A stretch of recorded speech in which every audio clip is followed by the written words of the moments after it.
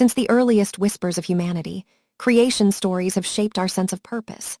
Among the most powerful is the tale of a single God who forged the world by command alone, Yahweh, the ruler of heaven and earth. But in the dim, disputed corners of ancient mysticism, another story persists. A story that suggests creation was not an act of divine generosity, but a prison, that the God proclaimed as supreme might in fact be a jailer. And that behind the veil of matter, a deeper, forbidden truth waits to be remembered. Long before Yahweh became the sole deity of monotheism, he walked among countless other gods of the ancient Near East. A storm god, a warrior, a figure of fire, thunder, and law. Tribes invoked him for victory, safety, or dominance, never imagining in those early days that he would one day be declared the only God in existence. Over centuries, his image sharpened into one of absolute authority, commanding obedience, sacrifice, and unquestioning loyalty. Yet even as this transformation occurred, mystery schools and proto-Gnostic thinkers watched with a wary eye. They saw a God who demanded submission, who punished curiosity, who warned humanity away from knowledge, the very force that frees the mind. They wondered, what kind of creator forbids enlightenment? What kind of God shapes a world filled with suffering, then demands to be praised for it? They began to suspect that the being enthroned as the creator might not be the source of all light, but rather a usurper blocking the way to it.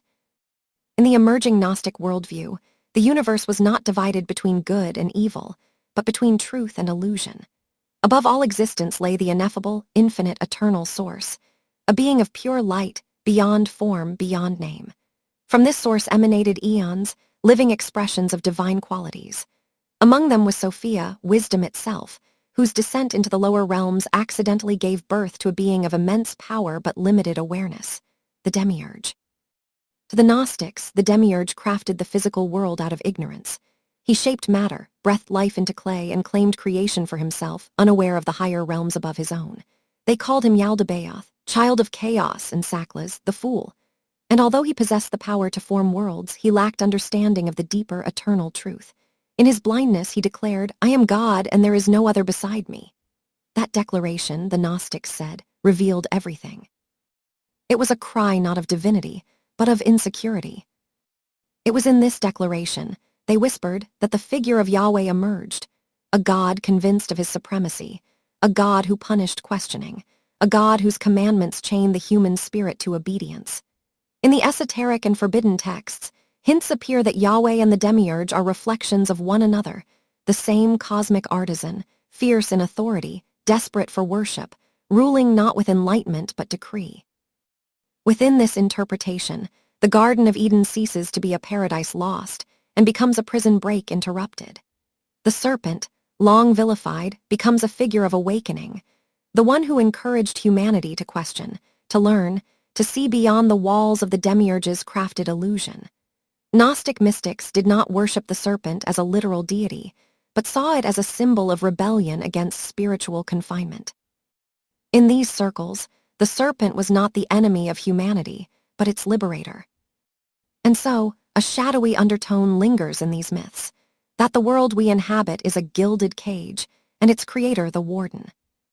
This view is not about condemning the faiths that venerate Yahweh, nor about attacking believers. It is a metaphysical interpretation, a mythic inversion, an attempt to explain suffering, ignorance, and the longing for transcendence. To the Gnostics, the laws, punishments, and rigid hierarchies of the Old Testament reflected not the will of the supreme eternal source, but the insecurities of a lower being clinging to authority.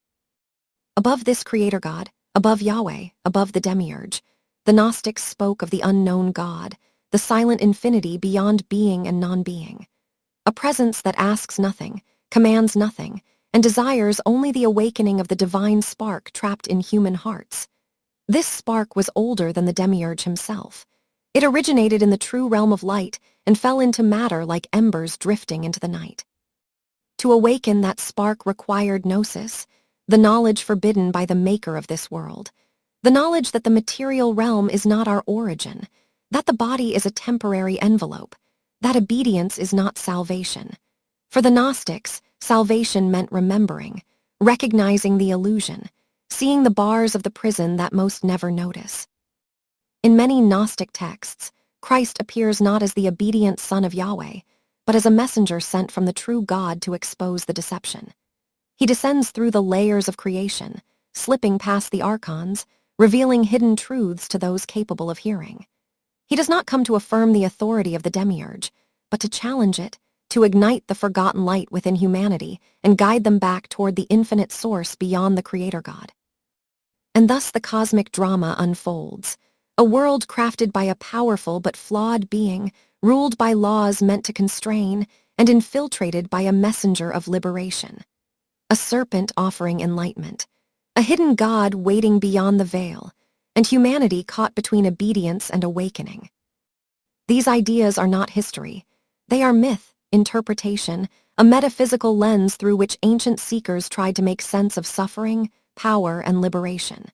But within these myths lies a compelling idea, that the true enemy of spiritual freedom is not darkness, but ignorance, not evil, but enforced blindness, not rebellion, but the fear of questioning.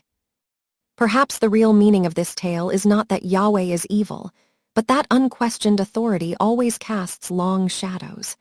That creation can be both a gift and a cage, and that the human spirit, restless and luminous, was never meant to remain confined.